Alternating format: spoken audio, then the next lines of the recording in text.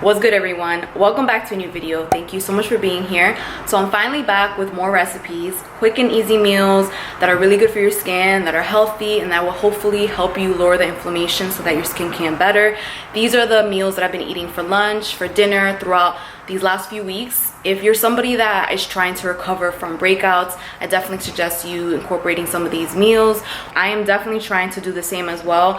My skin kind of took a hard hit with this whole school thing, but it's gotten a lot better, and I know it's because I've been eating more fruits, more vegetables, and I've been incorporating a lot of these meals. So I really hope this video inspires you to do the same. I hope you enjoy it. I hope you try it out.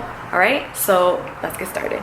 The first quick and easy recipe is one of my go-tos, especially after a long day and I just don't feel like cooking too much.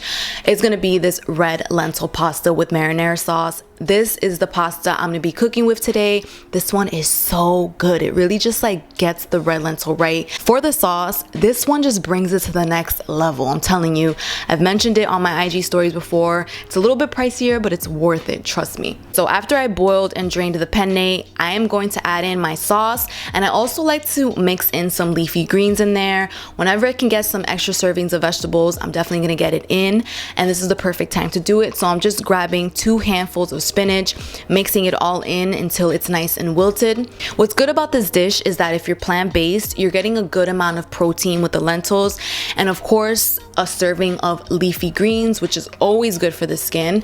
I don't consider myself fully plant-based yet. I'm pretty flexible with my meat dishes. As you can see, I added some grass-fed chopped meat in here. I don't like to make it the center of my dish, if I'm gonna have some meat, chicken, fish, I kind of like to make it like a side dish, so that's pretty much where I'm at now. So I usually cook almost every night. So this was my dinner, and then the next day I also have it for lunch. That's pretty much how a lot of my meals go during the week. This was a work from home day, so I just heated it up and I added some avocado and cilantro on top. Up next is this vegetable stir fry. It is so easy to make, it's super delicious, and I love the way this comes out. So when it comes to choosing my vegetables, I usually just go by what I have in the fridge that should be eaten soon, before it goes bad. And I also like to include some cruciferous vegetables as much as I can, so like broccoli, kale, cauliflower, all those fall in the cruciferous family. Today I'm going to be making it with some chopped up broccoli, which is super good for cleaning the liver and getting rid of that excess hormones that a lot of times affects our skin. After I add in some herbs for seasoning, I go in with just a little bit of sesame oil. I usually like to make this with the coconut aminos from Trader Joe's, but I ran out of that, so I'm going to substitute it in for this one. And while that's cooking, I already started with my brown rice. I like brown rice, I think it's delicious, but it's just sometimes not the same as white rice, but we're trying to be healthier here, so brown rice it is. I try to pack my lunch as much as I can the night before so that I'm not rushing to do it in the morning.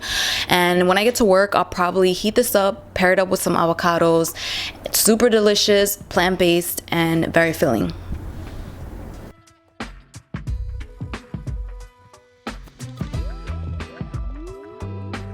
All right, so dish number 3 is, oh my god, I love this, homemade vegan pizza. I make this on the weekends when honestly I just don't feel like spending too much time in the kitchen. It's so easy to make, it's so good. For the base, I like to use this quinoa wrap that's gluten-free. I get it from Whole Foods, tastes really good, and the consistency holds up, which is important. The cheese I'm using is this vegan cheese, also from Whole Foods. I know vegan cheese doesn't usually melt the same way no matter how much you try it, but trust me when I tell you, this one is bomb on pizza, all right?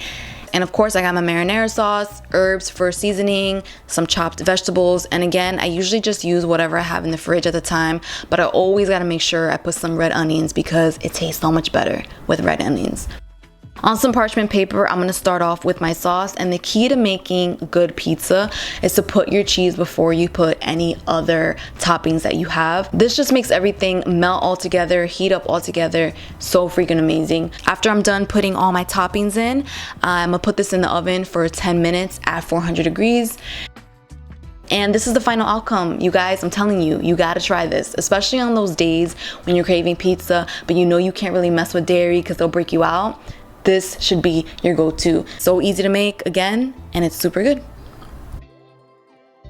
Next up is this collard green burrito, which I can honestly say it's very tasty. I saw this other YouTuber making, I was like, psst, I could do that. So that's what we're gonna do.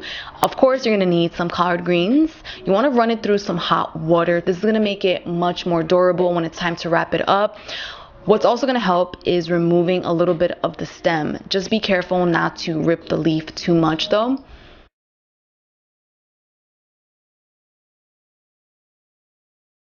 After you're done with those two steps, you're ready to start filling it in. First, I'm going to give this a little bit of a base with some hummus. You can add whatever vegetables you have in your fridge. The first ones I saw were onions, peppers, spinach, and shredded carrots. I'm also going to be adding some brown rice and black beans that I made the other day. I didn't film it, but I'm going to add it just so it could be a little bit more filling, and it also adds more fiber into the meal.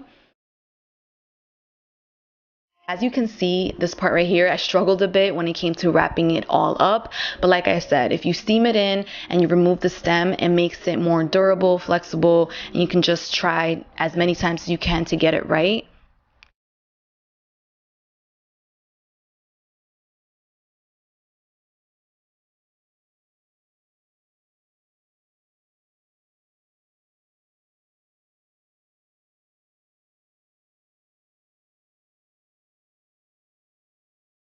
I've been making this a lot this week, and you can fill it up with whatever you want. I put some quinoa in it the other day. You can put some chicken in.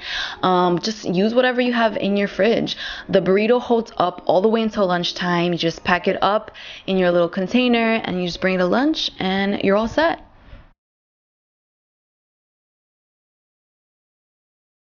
If you want to see more of what I eat, I did make a what I eat for breakfast video. I'm gonna link it right here if you haven't seen it. I hope you try some of these recipes. I try to make them as easy as possible. They're healthy, they're good for your skin, and they're really good. All right, so I'm gonna leave you with that. I hope you enjoyed, and I'll see you in the breakfast one. Peace.